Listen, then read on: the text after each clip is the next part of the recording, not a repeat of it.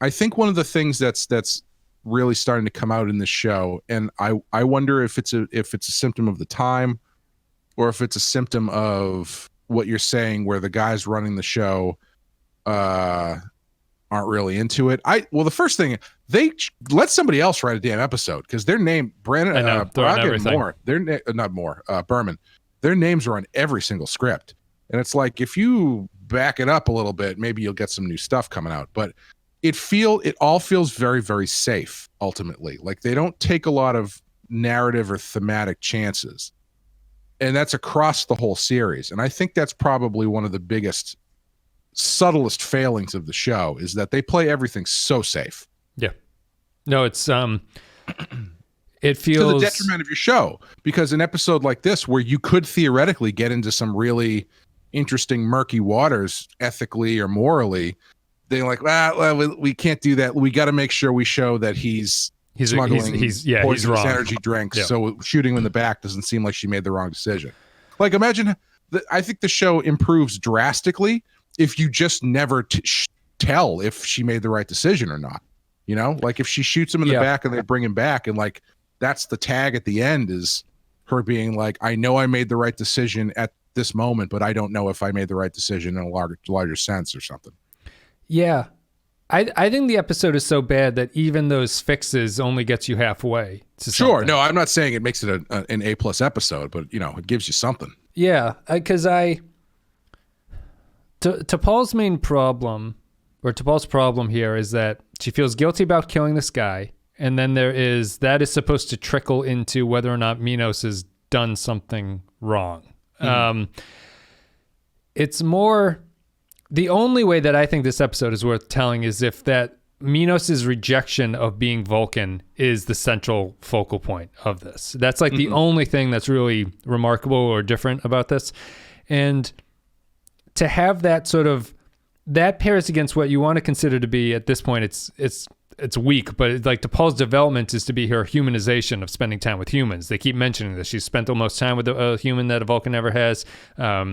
She's becoming more human. I think Archer has a line about something like that. And she's seeing this character who's rejected that is something that at least piques her interest, or it does something within her. And then you can tie in this whole, if you want to do like a criminal aspect to it or something, but it doesn't focus on T'Pol's inner conflict. Like the conflict is misplaced onto she feels bad about killing the other guy, but the other guy's not in this episode. I don't give a fuck about that guy. Like, who cares? So if the whole thing is her feeling bad and she doesn't want to kill the other guy, you can fix that by setting your phaser to stun and shooting him in the back, or you can recognize that the actual conflict within T'Pol is more inner than that. I mean, she's obsessing about killing this one guy, which is then translating into her being frozen on whether or not to even bring this guy in for questioning. Like, it's not like she's been sent there to specifically murder him. Right. She's just bringing him back, which, I mean, I think there's probably dialogue in there where it's like, oh, well, if you bring me back, it's as good as a death sentence. Or I'm sure it's in there. I don't remember it, but implication being that T'Pol knows she has to kill him, but that's not the case, because T'Pol never is forced to kill him. Yeah. Right. Yeah. But it's a weird 1-to-1 to try and make, where it's like, she's concerned about killing one guy, but in this situation, she's very much not doing that. So this is like, it's like if you killed one person and then you were afraid to even like go knock on this other person's door with your warrant afterwards, just because you killed somebody else. Yeah, it's like, if he opens the door, I'm gonna have to shoot him. I have no, that's not how it works. Right. It's like if it might be at this point. I don't know, but if you were terrified of going to the supermarket, and it's like you're just terrified to go to the supermarket, and they're like, all right, here's a plot where you go to a gas station, and you just think about being scared about going to a supermarket. It's like, well, who cares? Like, I'm not at a supermarket. This is not the same decision. That to me is sell beef jerky, Wes. Maybe it's just selling things is just triggering you enough that you'd be upset by it or something. But yeah, that's crippling fear of commerce. Is this influenced by 9/11? Is there something to Archer's if it is influenced by 9/11, what's the relationship here about just bring him in, right? You could assume that maybe this is an Osama bin Laden reference. It's like, don't think about it, just do it. But at that point, I don't know what that is saying comfortably about. Is the show doubting? Like, if you want to continue this analogy, is the show doubting that bin Laden is responsible? Like, I don't see any positive correlation you're doing here between 9/11 and this, besides Archer being extremely pro do what you're told.